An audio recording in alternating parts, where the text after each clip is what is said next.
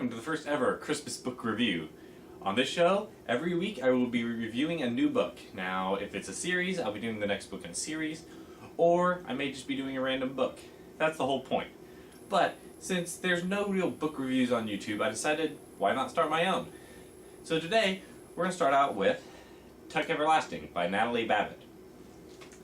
Now, this book was published back in 1975, and the book itself is based in 1890, which makes it a little bit more, I guess you could say vintage, but that'd be a weird word. The description found in the front of the book says, a kidnapping, a murder, a jailbreak. If this were Winnie Foster's story only, it would be like any other great adventure. You would come to the end with all resolved, and that would be that. But this is also the story of the Tuck family, and therefore, though it has a beginning and a middle, it can never end.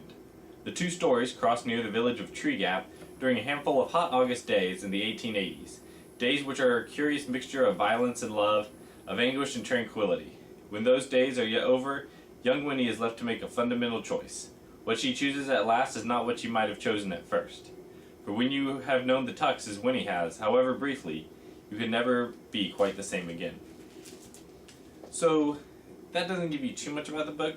The main point of the book is, as you can kind of tell by the title, this is a story about the Tuck family, who they are immortal and cannot die, and are perpetually stuck in the ages that they are.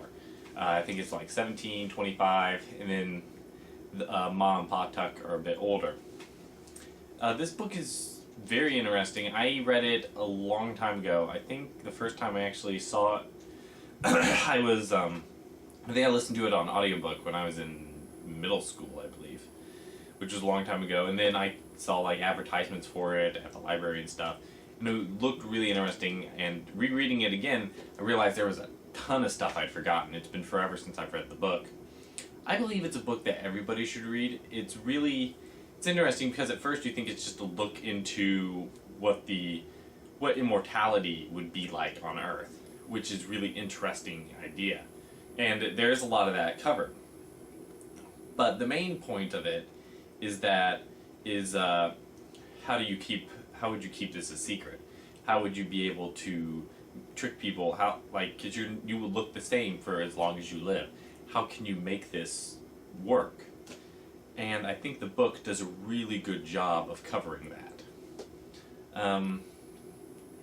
Now, there's nothing bad in the book, nothing inappropriate. I would give it a G rating, probably.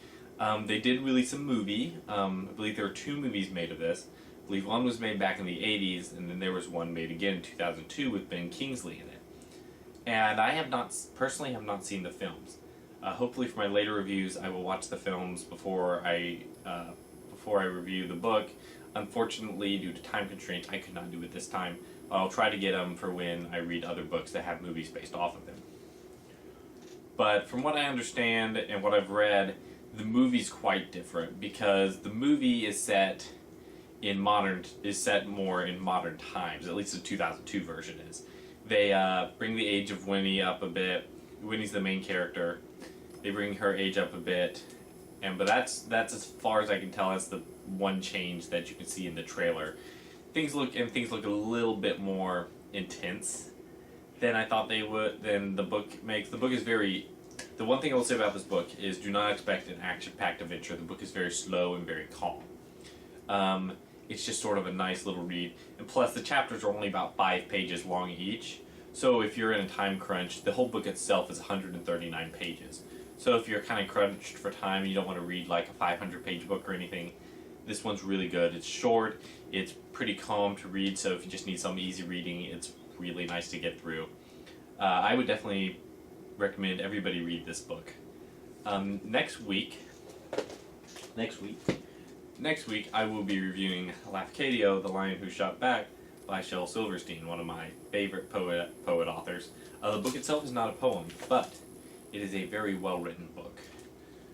So anyway, that is my first review. I hope you all enjoy it, and I hope you all tune in next week for my next one. Thank you.